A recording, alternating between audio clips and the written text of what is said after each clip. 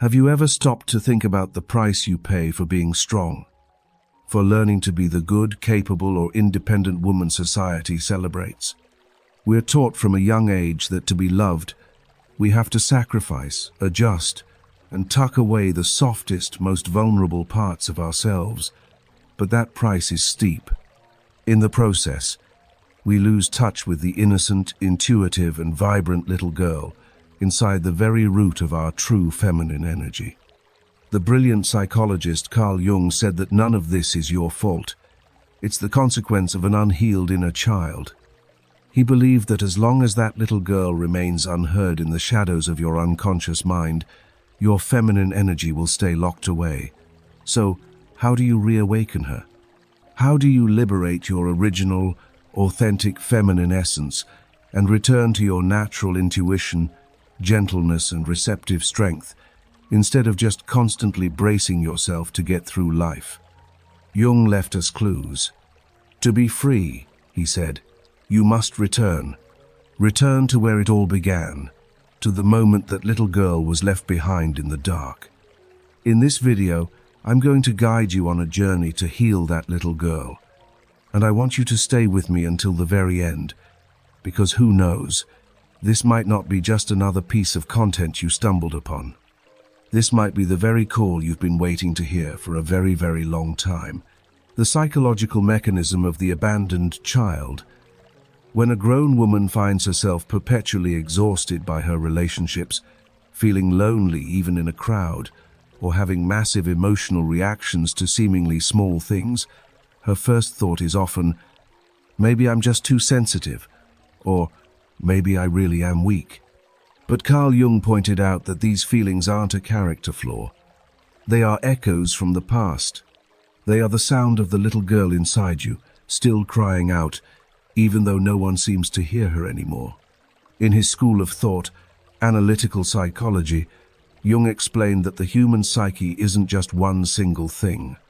It's a complex, living ecosystem made up of the ego, our conscious self, the personal unconscious, our own hidden memories and feelings, and the collective unconscious, shared human instincts and archetypes. Within every single one of us are fragments of ourselves that we've had to reject, forget, or label as weak or unacceptable. For women, one of the most significant of these fragments is the inner child, the little girl who was once hurt. That little girl doesn't just disappear with time. She simply retreats into a dark corner of the mind, a place Jung called the unconscious. And from there, she continues to exist. She continues to feel unloved, inadequate, and unsafe. And from that hidden place, she silently pulls the strings, influencing the emotional life, the reactions, and even the life-altering choices of the grown woman you are today. Have you ever forced yourself to act fine when your partner's text goes unanswered for hours? Have you ever swallowed your hurt when someone criticized you, putting on a brave face? Or have you ever felt like you couldn't breathe when faced with rejection, even from something as small as being left out of a group chat? That's not the adult you reacting in the present moment. That's the little girl from long ago, reliving her original pain. And because she was never comforted or validated back then, every time a similar situation happens today, that wound just gets carved a little deeper. Jung called this phenomenon the shadow, the part of our psyche that holds everything we don't want to look at, everything we weren't allowed to express. For so many women, the inner little girl becomes a central part of this shadow. She carries the deep-seated fear of abandonment, the feeling of being invisible, and the core belief that her worth is tied to how much she can please other people. These beliefs are formed early in life, when a little girl's emotions are dismissed by her parents, when she's told to stop crying, when she's constantly compared to a sibling or a friend, or simply when she's not accepted and loved for exactly who she is. You might think these are small things, but a child's mind can't reason like an adult's. When she feels rejected, that little girl doesn't think, "Oh, my parents are stressed and don't know how to handle my feelings." She thinks, "There is something wrong with me. I am not good enough to be loved. And right there, a psychological map is drawn in her unconscious mind. It presents her with a devastating choice: please others to get love, or be yourself and risk being abandoned. This is the first unconscious mechanism that causes so many women to lose their connection to their true selves from a very young age. This pain doesn't just go away, it transforms into a hidden life script. You find yourself unconsciously attracting relationships and situations that repeat the original wound. You fall for someone who is emotionally distant, just like the father who never gave you his full attention. You end up with a boss who is constantly critical, making you feel like you're never good enough, just like your mother did when she compared you to the neighbor's kid. This isn't a coincidence. Jung called this repetition compulsion, where the psyche tries to recreate the old trauma, hoping that this time it can be fixed. But without conscious awareness, you just end up reliving the pain, stuck in a loop you can't seem to break. The real danger is that you start to believe this is your destiny. You think, I was just born unlucky in love, or work is just supposed to be a grind you have to tough out. But this is not your fate. It's your unresolved past. As Jung famously stated, until you make the unconscious conscious, it will direct your life and you will call it fate. Adding another layer to this is the role of the ego, the conscious self. The ego's job is to help us navigate the world, build an identity, and achieve our goals. But when the inner child is deeply wounded, the ego overcompensates by building a suit of armor. You become the strong, successful, independent woman who doesn't need anyone. But deep down, you are completely and utterly exhausted from the constant effort of holding up that armor to hide the fragile little girl inside. Imagine a 35-year-old woman. She's financially independent, she has a respected career, but in her love life, she's on an emotional roller coaster. When she's in a relationship, she's terrified of losing it. When she gets rejected, she's paralyzed by a pain so deep it feels like her world is ending. She can command a boardroom, negotiate a high-stakes deal, and lead a huge project. But she cannot tell the person she loves what she truly feels. Because deep down, she isn't loving as a 35-year-old woman. She's loving as a little girl who is still searching for the father who never looked at her with unconditional love. Do you see yourself in this story? If you do, please leave a comment below. Your story might just be the gentle wake-up call that someone else who is silently struggling needs to hear. This pattern is incredibly common, yet so few of us recognize it, because society never taught us to connect with our inner world. It only taught us how to be good enough to be accepted by the outer world. But the harder you try to perform for love, the further you drift from yourself. Jung believed that wholeness is not achieved by cutting off a part of your own being, but by the integration of the contraries. This is why that little girl in your unconscious has to be brought back into the light. Not so she can control you, but so you can finally hear your own true voice. That's when you start to have those aha moments. Oh, I react this way because I was silenced as a child. Or, oh, I try so hard to be perfect because I once believed I wasn't enough. The moment the light of your awareness touches those dark, hidden places, that little girl inside finally starts to feel safe. This doesn't happen overnight. But the very first time you acknowledge, there is a part of me that is hurting, that is the moment the unconscious stops directing your life, and you start to take the lead. The essence of healing isn't about erasing the past, but about making peace with it. And the first step is to turn around and look at that abandoned little girl with all the honesty and gentleness you can find. Because if you don't, there will always be a part of you sitting in the dark, waiting to be seen, heard, and loved, while you're out there busy building a perfect-looking life that feels inexplicably empty on the inside. And the moment you start listening to her, the moment you dare to touch that fragile part of your inner world, another truth begins to emerge. These wounds didn't just hurt your relationships. They caused you to lose something even more fundamental, your connection to your primal feminine essence, the blocked feminine energy. No one is born disconnected from their feminine essence. It's programmed into our souls like a lighthouse meant to guide us home. It's the natural wellspring of our creativity, our intuition, our gentleness, our ability to receive, and our power to connect.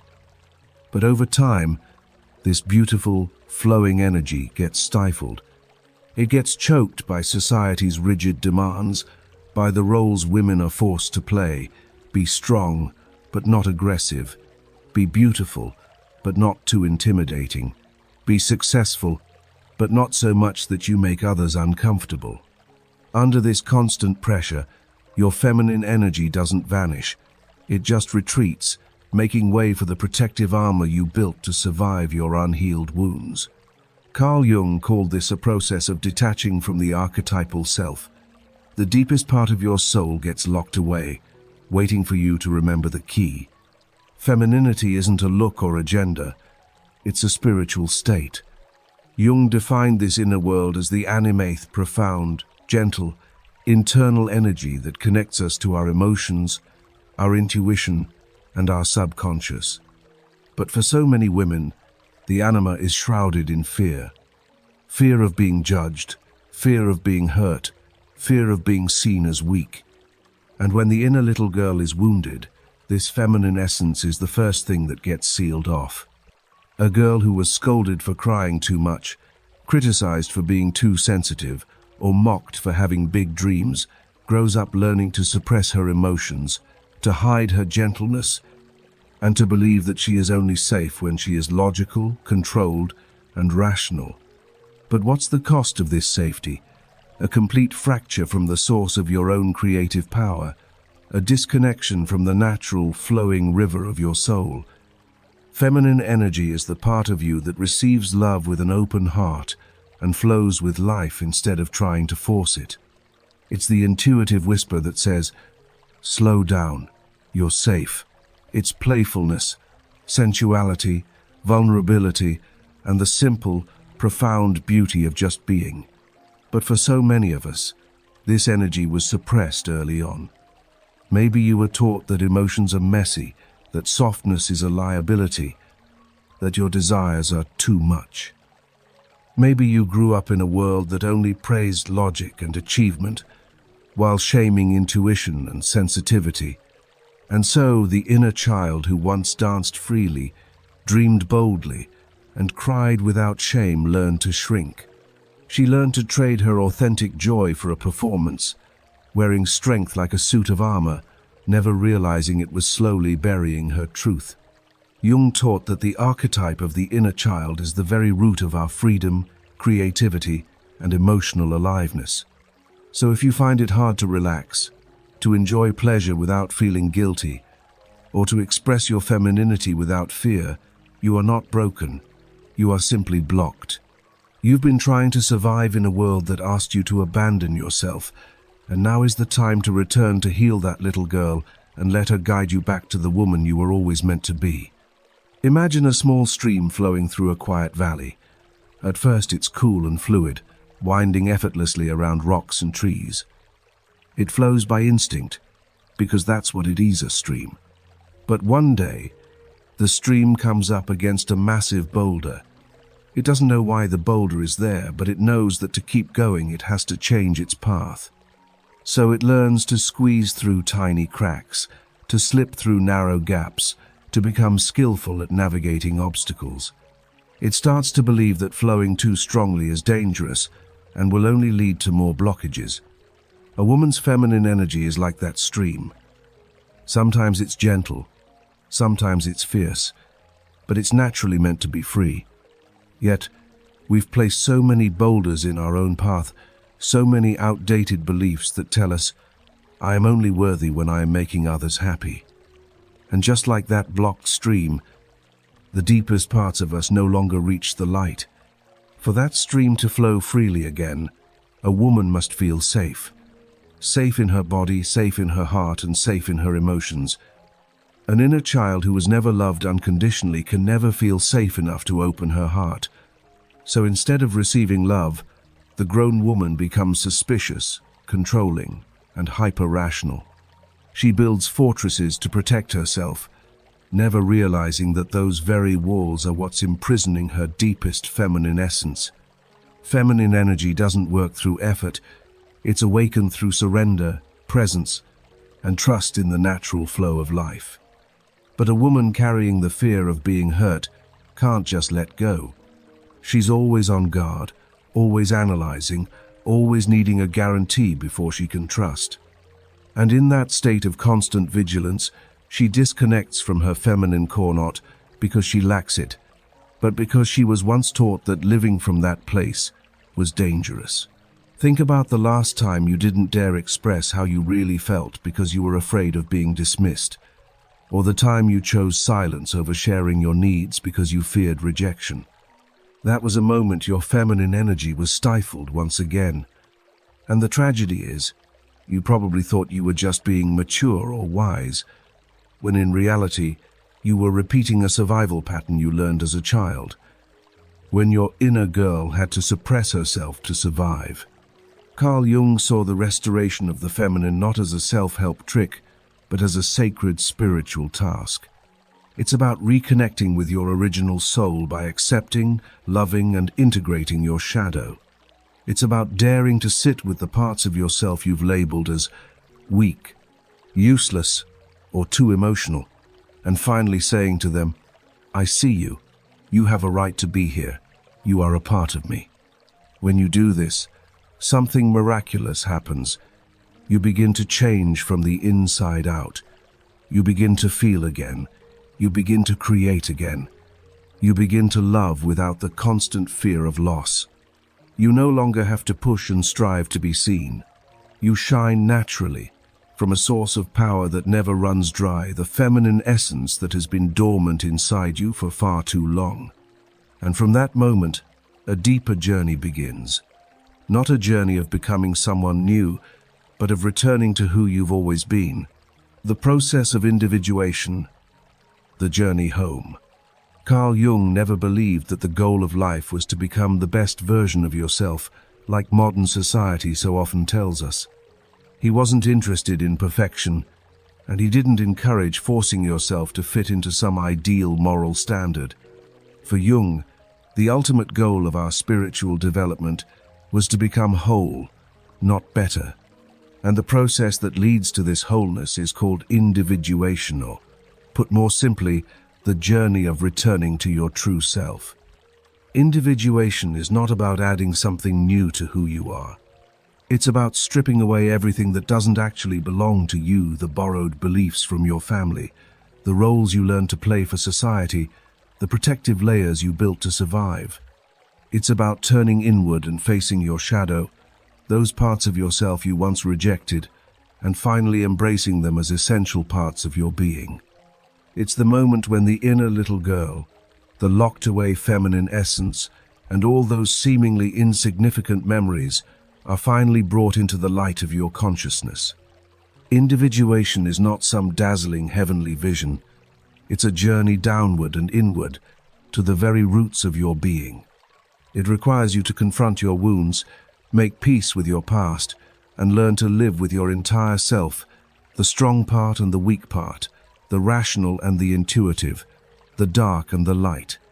Only when you integrate all of these pieces do you stop living a fragmented life where you're constantly striving to be someone else and step into a life that is truly authentic, autonomous, and profoundly yours. A woman who walked this path once shared, "For 30 years I lived as if I were wearing a mask. I always acted the way others expected me to. I smiled even when I was falling apart inside. But when I started to go back and meet the little girl within me, to face the parts of myself I was once so ashamed of, I realized I had never truly lived a single day for myself. And from that moment on, I could never go back to the way things were." This process of individuation is far from easy. There will be times when you feel lost, like you no longer belong in your old life, but you don't yet know who you are in the new one. But this is a good sign. Jung called this the symbolic death, the death of the old, false self to make way for the true self to be born. And it's from that very disorientation that you begin to feel a profound sense of freedom. You no longer need to be accepted by others because you have finally, truly accepted yourself. And that is what Jung emphasized all along. You were not born to become an ideal person. You were born to become yourself whole, full of beautiful contradictions, and unique in a way no one else can ever be. The journey of individuation is the map that leads you home, to a place where you no longer have to run from yourself. Healing the inner child isn't just a psychological exercise, it's a homecoming. It's a courageous and radical act of self-love. It means recognizing that every unhealed wound, every buried emotion, and every suppressed need will continue to echo in your relationships, your choices, and your sense of self-worth until you finally face them with compassion. You don't need to learn anything more.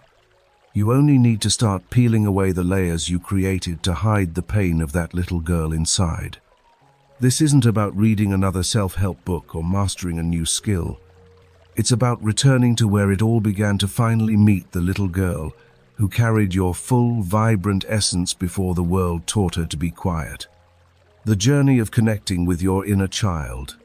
When you're ready to begin this homecoming, it starts with small, gentle steps. Here are a few exercises to guide you back to the little girl within, and in doing so, back to yourself. Exercise 1. Recognizing the inner child. The first and most gentle step is to simply learn to recognize her, not as an abstract idea, but as a living, breathing part of you that still feels, still hopes, and still longs for love. Find a childhood photo of yourself, one that stirs something in your heart. Hold the photo in your hands. Look at that small face, gaze into those eyes. What do you see? Innocence? Curiosity? Maybe a hint of fear or longing? Take a moment and just let the feelings come, without any judgment. Then, with all the compassion you have, write a letter to that little girl. Don't write it from the perspective of an adult who has all the answers. Write it as someone who is finally seeing her for the very first time. Tell her the words she always needed to hear. You are so loved. You are enough. I am so proud of you. This act of writing isn't just symbolic, it's sacred. It's how you begin to rebuild the bridge between the woman you are now and the child who is still waiting to be seen. Exercise 2. Listening to her needs. So many of our deepest adult wounds come from childhood needs that were never met. The need for love that wasn't given, the need for safety that wasn't provided, or the need for understanding that never came. Those unmet needs don't just vanish. They live in our nervous system, our behaviors, and our relationships, constantly whispering, "See me. Don't abandon me again." To begin healing this, find a quiet place. Close your eyes, place a hand over your heart, and take a few deep breaths. Let the outside world fade away. Then, gently invite your inner child to step forward. Picture her in your mind. What is she wearing? What does she look like? Is she shy, angry, or sad? When she appears, ask her with total sincerity, "What do you need from me right now?" And then just listen. Don't rush it. Don't censor what comes up. You might hear a word, see a memory, or just feel a wave of emotion. Whatever arises, let it be heard. This isn't about fixing her. It's about making her feel, perhaps for the first time ever, that she is not alone. Exercise 3. Becoming your own loving parent. If you grew up without the love, validation, or emotional safety you needed, that wound lives deep inside you. But here is the profound truth. You now have the power to become the parent your inner child always longed for. Start by listening to your inner dialogue. When you make a mistake, what is the tone of your voice? Is it harsh, critical, and unforgiving? Would you ever speak that way to a frightened, vulnerable little girl? Of course not. So why do you speak that way to yourself? It's time to change the script. Picture your inner child standing before you. Look into her eyes and say the words she has waited her entire life to hear. You are so loved. You matter. You don't have to earn rest. You are not too much. You are just right. As you begin to treat yourself with the compassion of a loving parent, something incredible happens. You stop desperately seeking validation from the outside world. You stop begging others for what you can finally give yourself. You become your own safe harbor. Exercise 4. Reclaiming joy and play. To reconnect with your feminine energy, you must return to the parts of yourself that were innocent, wild, and unashamed. Think back. When did you feel completely and utterly free as a child? Was it spinning in circles in the backyard? Painting with messy, wild colors? Singing at the top of your lungs? Make a list of the things that made you feel most alive. Let it flow from your heart. Skipping, dancing in the kitchen, building forts, writing poems, dressing up. Now, choose one thing from that list and do it this week. No excuses, no judgment. Recreate the space for your inner child to breathe again. Because those playful, soulful activities aren't childish. They are medicine.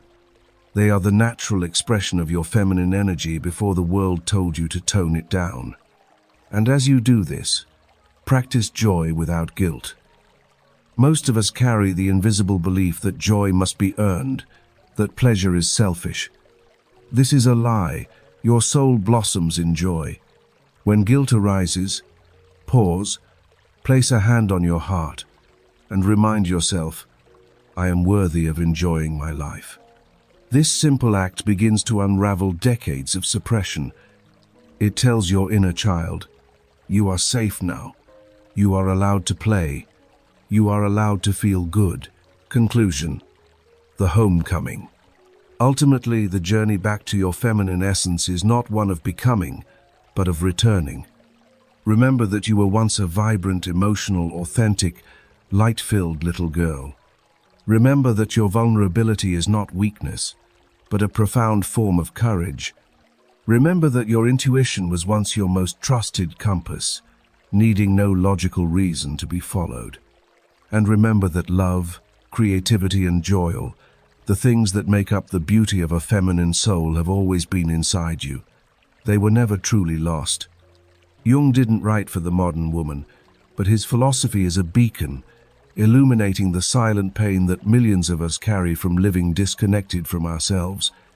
Healing, whether you see it through the lens of psychology, spirituality, or just the art of living, is ultimately about one thing: stopping the betrayal of yourself. Stop hiding your pain. Stop trying to grow up in a way that leaves the purest part of you behind. When you sit with that little girl, when you let her cry, sing, dream, and love unconditionally, you are not just nurturing a distant memory. You are unlocking the very source of power that has been buried for far too long. Your sacred, instinctual, and whole feminine essence. Thank you so much for joining me on this journey of awakening. If what I've shared today has helped shine a light on the path back to your inner little girl, encouraging your own feminine energy to bloom, please subscribe to the channel and turn on your notifications. Who knows, the next video might just arrive exactly when you need it most.